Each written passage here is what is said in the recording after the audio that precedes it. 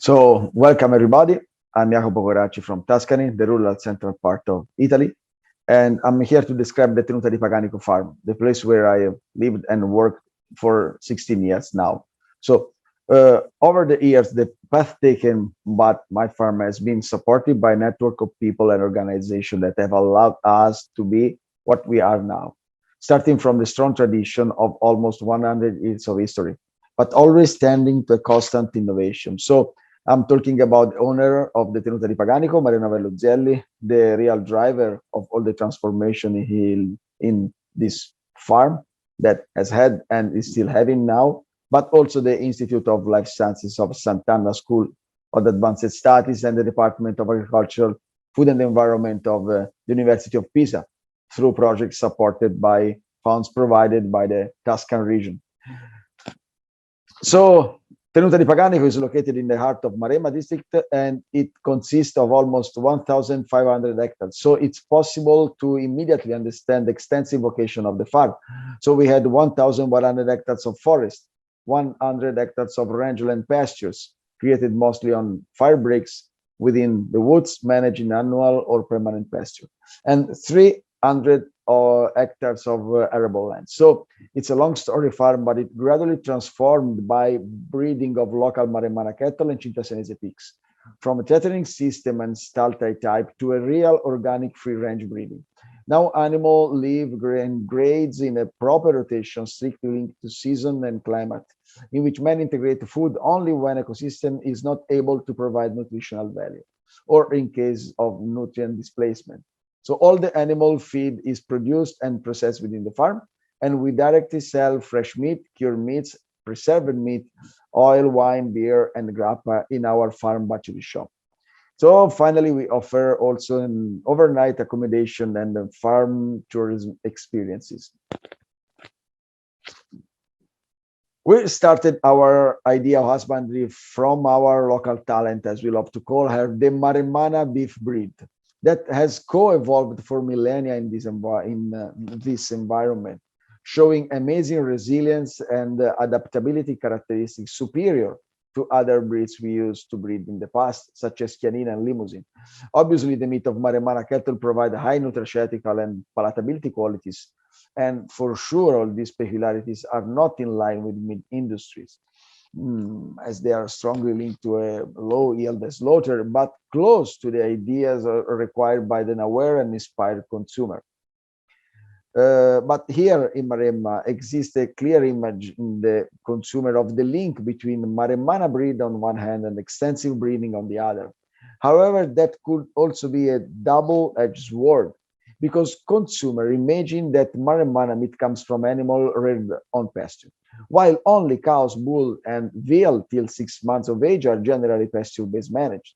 So after that, the collective imagination seems to forget the successive stages of breeding, like growth, fattening, and finishing, coupling in the mind the meat to the grazing cows. But it's a mistake, because growth and finishing periods are generally managed in a paddock on the clay ground without any nutritional value. That should not obviously be considered as a poor management choice, absolutely. But we are facing a bad lack of coherence between the consumer expectation and the way of managing animals, especially for a local breed.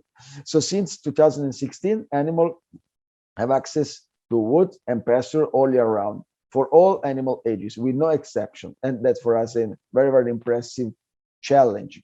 So we can assure that our farm is a result of collaboration of multiple stakeholders with whom we have created a wide project network, being, for example, an active participant of the Innovation Line 16.2 of the Rural Development Plan for a meat integrated supply chain.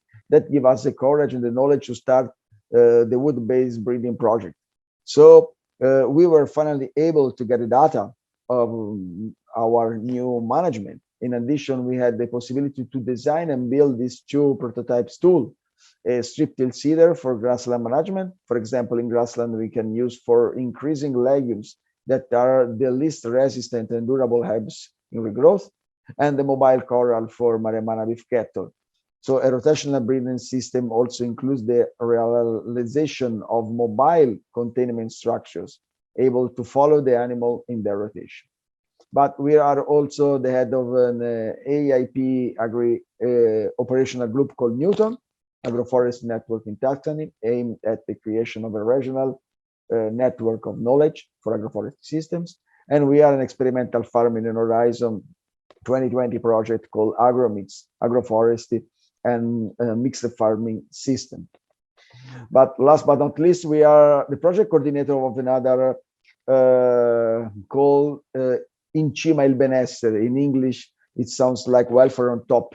It was aimed at increasing animal welfare along all production chain through the creation of another prototype, a special truck for the transport of pigs standing and slaying on farm in an unconscious way, hoping to demonstrate that this methodology is more respectful on one end of the quality of life of animal, and on the other guarantee a higher meat quality.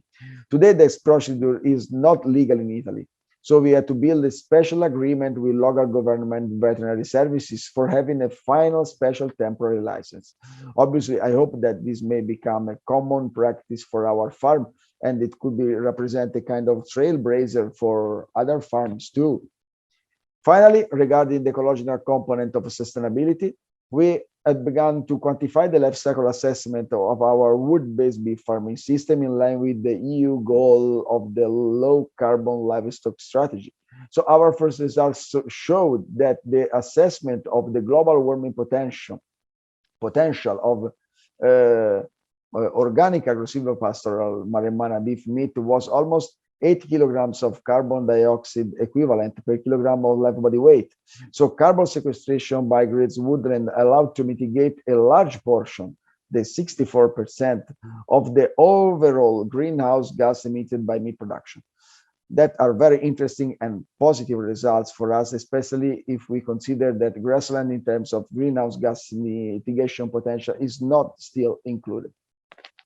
So that's all, folks. I really hope that this could be only the beginning of an even closer network among all the different actors like you, interested in the creation and in the validation of the local different breeding models. Thank you very much for the opportunity.